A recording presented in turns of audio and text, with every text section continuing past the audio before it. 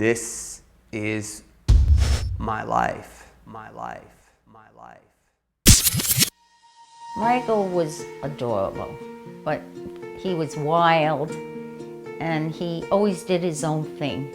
He was definitely a head turner. Everybody, wherever he was, people looked. He would make up these bizarre stories about where he was born, what his name was, all different characters he would make himself in front of the camera. Excuse me, what was your favorite part of this whole trip? Shooting some of the cowboys. I thought it was the Looney Tunes. Oh no, I was shooting some of the cowboys. I don't know about the whole thing, but we get a lot of our wild side from him, from our father. So you got your trophy. Got it after all. So how does it feel? Feels great. I'll split this, a couple 6-packs. Well, we always enjoyed motorcycles, four-wheelers.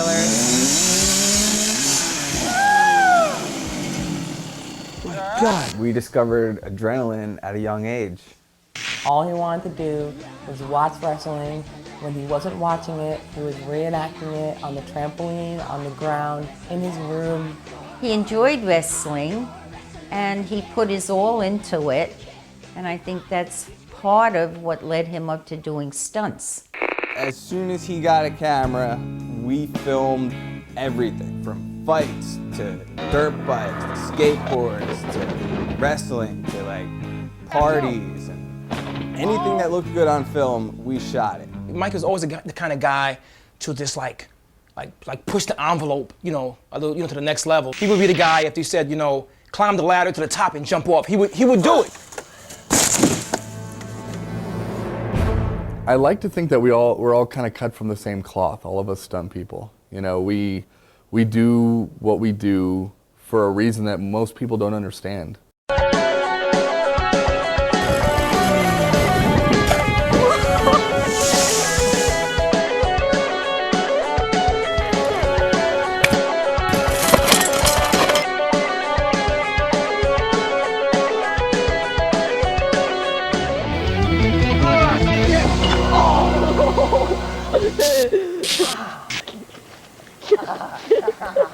Yo, I couldn't breathe.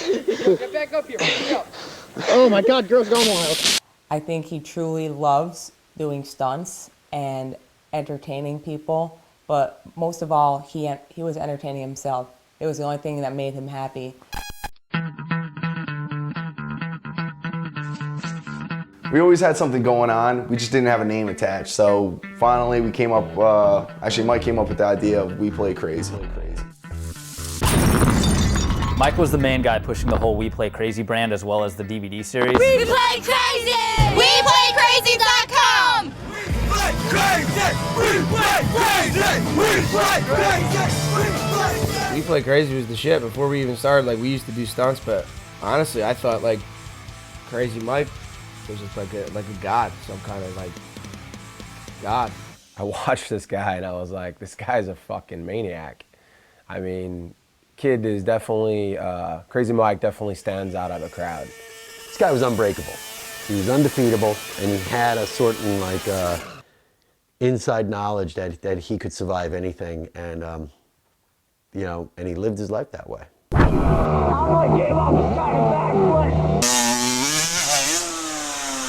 A lot of the stuff we do ends up on TV. Pretty soon he became like a household, face and name for content. That's kind of how he got a chance to expose all the work he had done. We sold clips all around the world. If there was a clip show, Mike was either on it or content he shot was on it. Oh my God! Hella Crazy Combo Pack DVD in stores everywhere.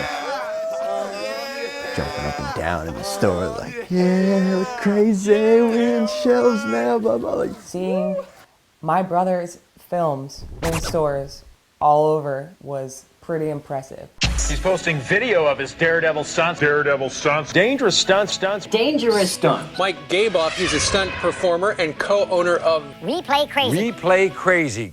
Mike was so productive. He always told us he was high on life. And just so go, go, go. And I never met a person who was literally high on life. When when you're with him, you can tell. Like I can tell the first time I met him, like his brain is just churning constantly, ideas and ideas and ideas.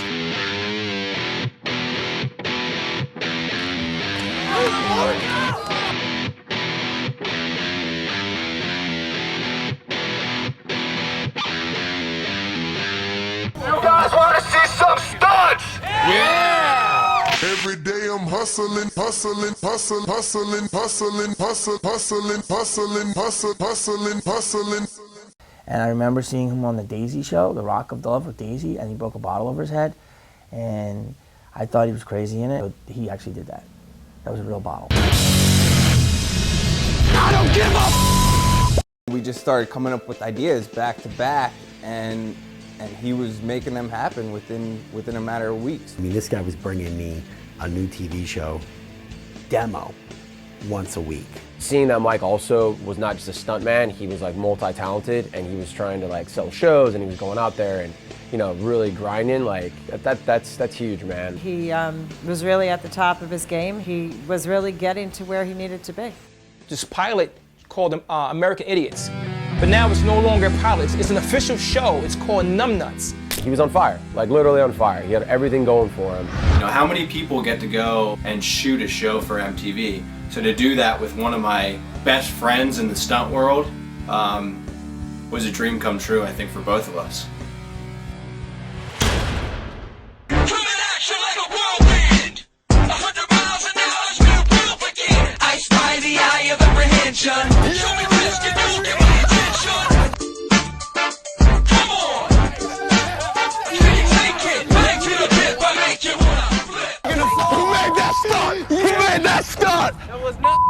Damn, that was wild!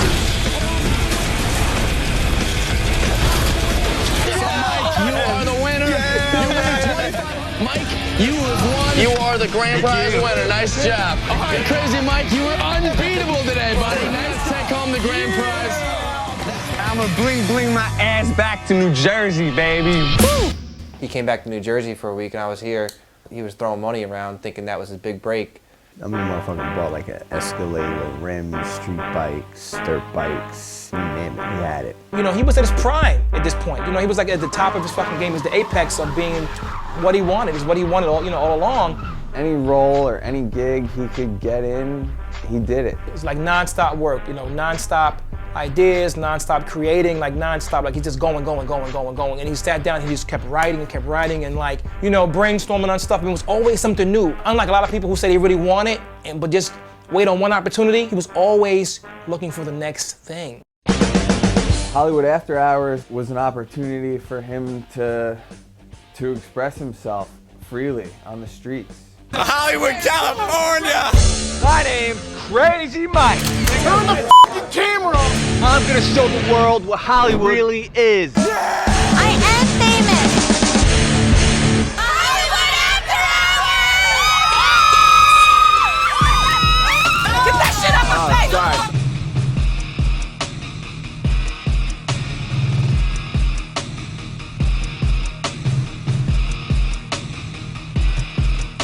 Communicate with your customers. I came to California, man. We hustled on this boulevard. Crazy Mike don't give a shit.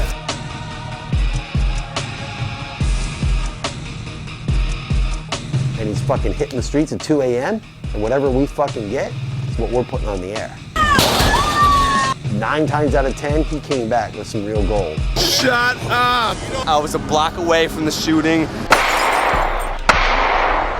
We got contacted by a very big YouTube studio company that was like, we want to take this on. And we were just finalizing the deal. We set up the channel. He came from just being some random backyard stunt guy jumping into bushes from Jersey to a Hollywood, superstar. And to have all that just like ripped away like that, it could happen to any of us. And that's something that really makes you think.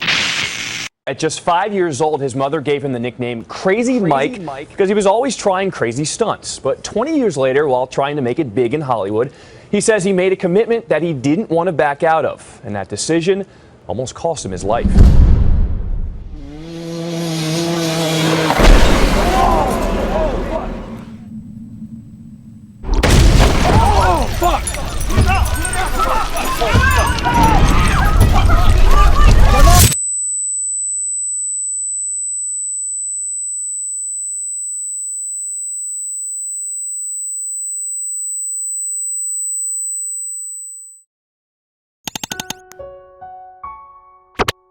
all I could do was pray. I didn't think about him not surviving. I just thought about he's going to be okay. He's young, he's strong, and he'll be okay.